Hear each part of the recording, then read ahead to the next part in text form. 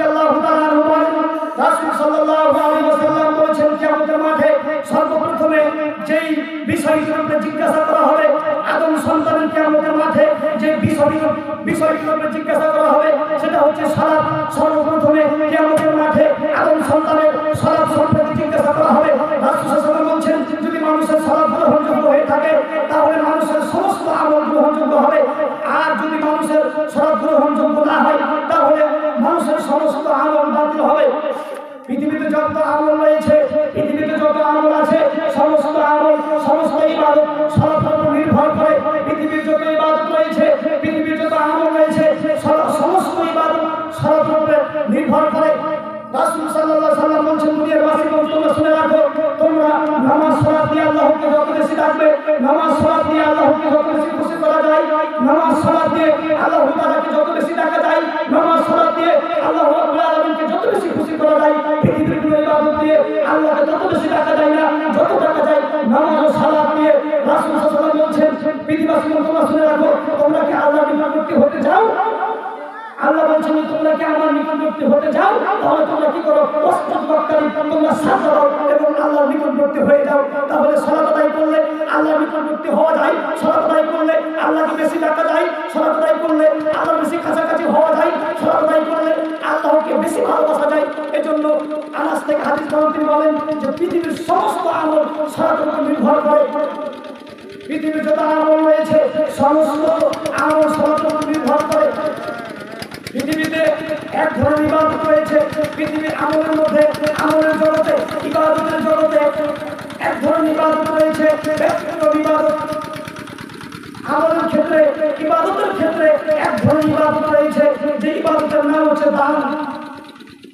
রাসূল সাল্লাল্লাহু আলাইহি ওয়াসাল্লাম বলেন, ইন্না সাদাকাতা লা তুফিউ আন আহলিহা আল-কুবুরি, নিশ্চয়ই দান মানুষের কবর শাস্তিকে বন্ধ করে দেয়, নিশ্চয়ই দান মানুষের কবর শাস্তিকে মিটিয়ে দেয়। দানের একটি ক্ষমতা আছে, দানের একটি পাওয়ার, দানের একটি ক্ষমতা আছে, দানের একটি ক্ষমতা আছে। দানের ক্ষমতা কি? দানের ক্ষমতা হচ্ছে দান মানুষের পাপকে মিটিয়ে দিতে পারে, যেভাবে পানি আগুনকে নিভিয়ে দিতে পারে। আগুনের একটি ক্ষমতা আছে যে পানির একটি ক্ষমতা আছে যে পানি আগুনকে নিভিয়ে দিতে পারে, তেমনি দান মানুষের পাপকে মিটিয়ে দিতে পারে। রাসূল সাল্লাল্লাহু আলাইহি ওয়াসাল্লাম বলেন, আস-সাদাকাতু বুরহান, দান হচ্ছে দলিল। দান কি? দান হচ্ছে দলিল। উদাহরণ দিয়ে দেখুন, আমি উদাহরণ দিচ্ছি। এই জায়গাটি কার? এই জায়গাটি হচ্ছে আমার। প্রমাণ কি? প্রমাণ আমার কাছে দলিল আছে। এই মাদ্রাসা কার? এই মাদ্রাসা হচ্ছে জনগণের। প্রমাণ কি? মাদ্রাসার দলিল আছে। এই গাড়িটি কার? এই গাড়িটি হচ্ছে আমার। প্রমাণ কি? প্রমাণ আমার কাছে দলিল আছে। এই জায়গাটি কার? এই জায়গাটি হচ্ছে আমার। প্রমাণ কি? প্রমাণ আমার কাছে দলিল আছে। আমরা কিয়ামতের মাঠে আল্লাহকে বলতে পারবো, আল্লাহ এই জান্নাতটি হচ্ছে আমার। আল্লাহ বলবে, প্রমাণ কি? আমরা বলবো দান আছে। তাহলে দান যদি আপনার থেকে থাকে তাহলে আপনি কিয়ামতের মাঠে জান্নাত কিনে নিতে পারবেন। তারপর রাসূল সাল্লাল্লাহু আলাইহি ওয়াসাল্লাম বলছে, যদি মানুষের সালাত গ্রহণযোগ্য না হয়, এত বড় পাওয়ারফুল ইবাদত, এত বড় দামি ইবাদত যদি আপনার সালাত গ্রহণযোগ্য না হয়ে থাকে, যদি আপনি সালাত আদায় করে না থাকেন, তাহলে এত বড় দামি ইবাদত আপনার কিয়ামতের মাঠে কাজে আসবে। ইবাদতের জগতে আরেকটি ইবাদতের নাম হচ্ছে সিয়াম। ইবাদতের জগতে আরেকটি ইবাদতের নাম হচ্ছে রোজা। রাসূল সাল্লাল্লাহু আলাইহি ওয়াসাল্লাম কিয়ামতের মাঠে এই রোজা, আল্লাহর নবী বলছেন যে কিয়ামতের মাঠে আল্লাহ এই রোজার নেকি, সিয়ামের নেকি আল্লাহ নিজে হাতে লিখে দেবেন।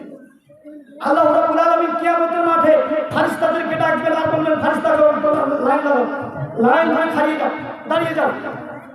আল্লাহ রাব্বুল আলামিন ফেরেশতাদেরকে বলবে, ফেরেশতা যে অমুক ব্যক্তি সালাত আদায় করেছে, তুমি তাদের নেকি লিখে দাও। অমুক ব্যক্তি হজ করেছে, ফেরেশতা তুমি তাদের নেকি লিখে দাও। অমুক ব্যক্তি দান করেছে, ফেরেশতা তুমি নেকি লিখে দাও। অমুক ব্যক্তি কথা বলেছে জালসায়, মানুষদেরকে ভালো কথা বলেছে, তুমি কি করো? তাদের নেকি লিখে দাও। অমুক ব্যক্তি ভালো কাজ করেছে, মানুষদেরকে খেতে দিয়েছে, ফেরেশতা তোমরা তাদের নেকি লিখে দাও। তবে সিয়াম ব্যতীত, কেন? সিয়াম আমার জন্যই পালন করা হয় এবং তার প্রতিদান আমি আল্লাহ নিজে হাতে দিব। পৃথিবীর কোন ইবাদত আল্লাহ নিজে হাতে লিখে দিবেন না। পৃথিবীর কোন ইবাদত আল্লাহ নিজে হাতে লিখে দিবেন না সিয়াম ব্যতীত। তাহলে সিয়াম কত বড় ইবাদত, সিয়াম কত পাওয়ারফুল ইবাদত, সিয়াম কত দামি ইবাদত, যে ইবাদত আল্লাহ রাব্বুল আলামিন নিজে হাতে লিখে দিবেন, নিজে হাতে আল্লাহ রাব্বুল আলামিন লিখে দিবেন সিয়ামের নেকি। নিজ হাতে কোনো লিখে দেয় তাহলে আপনার ঠিকানা কোথায় হবে? জান্নাত হবে। আল্লাহ নিজ হাতে যদি লিখে দেয় তো আল্লাহ কি নেকি লিখবে না আল্লাহ জান্নাত লিখবে?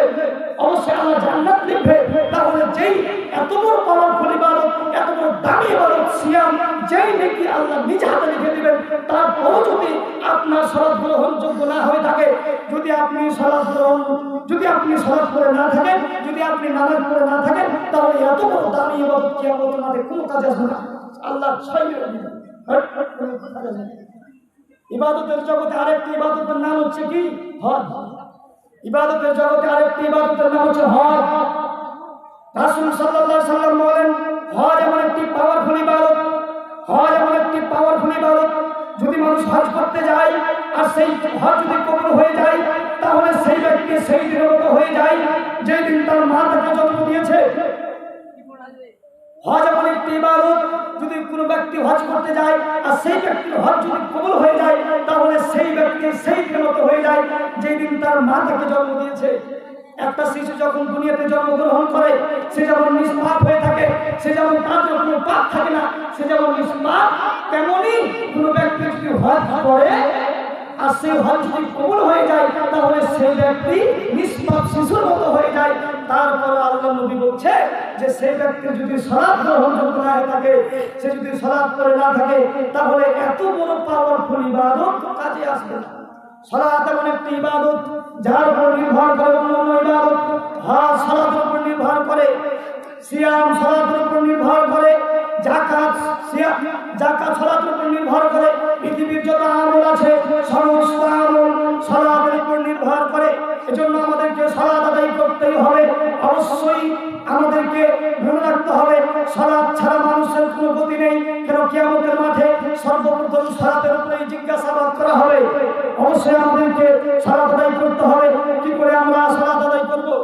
কি করে আমরা সালাত আদায় করব? আমাদেরকে দেখতে হবে। রাসূল সাল্লাল্লাহু আলাইহি সাল্লাম বলেছেন, দুনিয়াবাসী তোমরা শুনে রাখো, আমি দুনিয়া থেকে চলে গেলাম। আল্লাহ নবী বলছে একটি হাদিসের ভিতরে যে সাল্লু কামা রাআইতুমুনি উসাল্লি, দুনিয়াবাসীগণ তোমরা শুনে রাখো, আমি নবীকে যেভাবে সালাত আদায় করতে দেখছো, আমি নবী মুহাম্মদকে যেভাবে সালাত আদায় করতে দেখছো, তোমরা ঠিক সেভাবে সালাত আদায় করো। কিন্তু এখন তো নবী বেঁচে নেই, নবী তো আমাদেরকে ছেড়ে দুনিয়া থেকে চলে গেছেন, নবী তো আমাদেরকে ছেড়ে ইহকাল থেকে পরকাল গমন করেছে। তাহলে আমরা আল্লাহ নবীকে কি করে দেখবো? আমরা আল্লাহ নবীকে কি করে দেখতে পাবো? আল্লাহ নবী বললেন, আমি চলে গেলাম দুনিয়া থেকে, তোমরা শুনে রাখো, আমি দুনিয়া থেকে চলে গেলাম, আমি তোমাদের কাছে দুইটি জিনিস রেখে গেলাম। এই দুইটি জিনিসের অনুসরণ তোমরা করবে। এক নম্বর হচ্ছে তোমরা কি করবে? কোরআন এবং হাদিস, এই দুইটি জিনিস আমি রেখে গেলাম, এই দুইটি জিনিসকে তোমরা অনুসরণ করে চলবে। তাহলে সালাত আমরা কি করে আদায় করবো?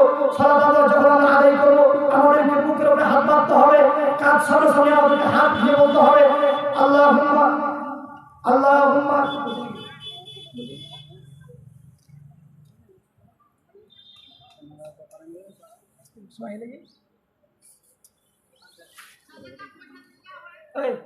এই বন্ধ দাও, এই বন্ধ দাও।